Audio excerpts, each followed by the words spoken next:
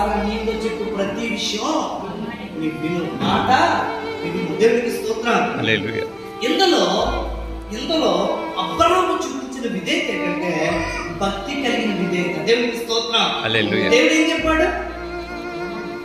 సారా చెప్పు మాట నువ్వు విను అనగానే అబ్రహాం ఏం చేశాడంట? వెంటనే విన్నాడు. దేవునికి స్తోత్రం. ఎక్కడున్న విధేయత ఏంటంటే భక్తి గల విధేయత. దేవునికి స్తోత్రం. హల్లెలూయా. భక్తి గల విధేయత. భక్తి కావాలి. దేవుడిని మనం స్మరించడానికి చాలా భక్తి అవసరం, భక్తి భావన అవసరం, భక్తితో కూడిన విధేయత చాలా అవసరం. దేవునికి స్తోత్రం. హల్లెలూయా. హల్లెలూయా. పాటలు పాడుతుంటే మనం చప్పట్లు కొట్టి ఆయన్ని స్తుతించిన గొప్ప భక్తి అయిన విధేయత.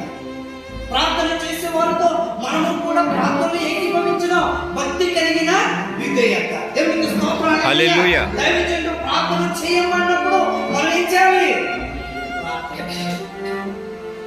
ప్రార్థన చేయండి అంటే ప్రార్థన చేయాలి. వాక్యం చదవండి అంటే మనం వాక్యము చదవాలి. దేవునికి స్తోత్రం. హల్లెలూయా. భక్తి కలిగిన విధేయత అబ్రహాము చూపించాడు. దేవునికి స్తోత్రం. హల్లెలూయా. మనం చూపిస్తున్న భక్తితో కూడిన విధేయత, దేవుని మాట వినుటే భక్తి కలిగిన విధేయత. ఆయన మాట విన్నాడు, దైవజనుల మాట విన్నాడు. కొన్ని దైవజనుల మాట పక్కన పెట్టాడు. దేవుడు మనకు ఏం చెప్పాడు అది మనం ప్రార్థన చేసుకుంది, వాక్యం చదవండి, ఇంటి దగ్గర కాలక్షేపం చేయొద్దమ్మా. దుర్దినులు వస్తున్నాయి, దుర్దినులు రాకముందే నీ సృష్టికర్త నువ్వు దేవునికి స్తోత్రాలు.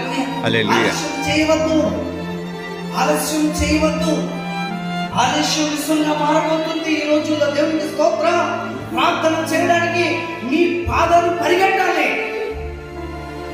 ప్రార్థన చేయడానికి బలహీనమైతే కావచ్చు, కానీ నీ ముడుకులు బలపరచబడాలి, నీ మోకాలు బలపరచబడాలి, నీ శరీరాన్ని నీవు కానీ ఏం చేసుకోవాలంటే నలగ కొట్టుకోవాలి. దేవునికి స్తోత్రం. హల్లెలూయా. నలగ కొట్టుకున్నప్పుడు ఆ విధేయతను దేవుడు చూస్తాడు. దేవునికి స్తోత్రం.